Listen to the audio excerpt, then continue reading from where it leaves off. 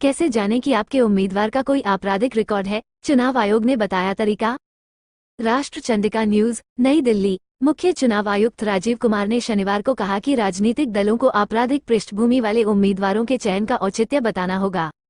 उन्होंने यह बात अपने उम्मीदवार को जाने एप्लीकेशन के बारे में जानकारी देते हुए कही, जहां नागरिक अपने निर्वाचन क्षेत्र में चुनाव लड़ रहे उम्मीदवार के बारे में जानकारी प्राप्त कर सकते हैं। कुमार ने कहा कि आपराधिक रिकॉर्ड वाले उम्मीदवारों को अखबार में 3 बार सूचना प्रकाशित करके और टीवी चैनलों पर चलाकर जनता को इसके बारे में सूचित करना होगा और राजनीतिक दलों को ये भी बताना होगा कि उन्होंने आपराधिक पृष्ठभूमि वाले उम्मीदवार को चुनाव लड़ने के लिए क्यों चुना। उन्होंने कहा, हमें बताएं कि आपराधिक पृष्ठभूमि वाले उम्मीदवार के चयन का आधार क्या है। आप अपने निर्वाचन क्षेत्र में उम्मीदवारों का विवरण कहाँ पा सकते हैं?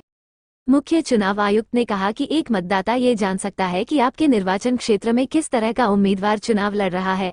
उन्होंने कहा, क्या उम्मीदवार की आपराधिक पृष्ठभूमि है, क्या उसके खिलाफ आपराधिक मामले हैं, या उनकी संपत्ति और देनदारियां क्या हैं। मतदाताओं को केवाईसी ऐप के माध्यम से ये सभी जानकारी प्राप्त करने का अधिकार है। चुनाव आयोग द्वारा जारी लोकसभा चुनाव 2024 का शेड्यूल। चुनाव आयोग की घोषणा के अनुसार लोकसभा चुनाव इस बार 7 चरणों में होंगे। 19 अप्रैल को पहले चरण की वोटिंग होगी। इसी प्रकार दूसरे चरण की वोटिंग 26 अप्रैल, तीसरे चरण की 7 मई, चौथे चरण का मतदान 13 मई, पांचवें का 20 मई, छठे का 5 मई और 1 मई को 7वां यानी आखिरी चरण का मतदान कराया जाएगा। वहीं सभी 7 चरणों के नतीजे 4 जून को आएंगे।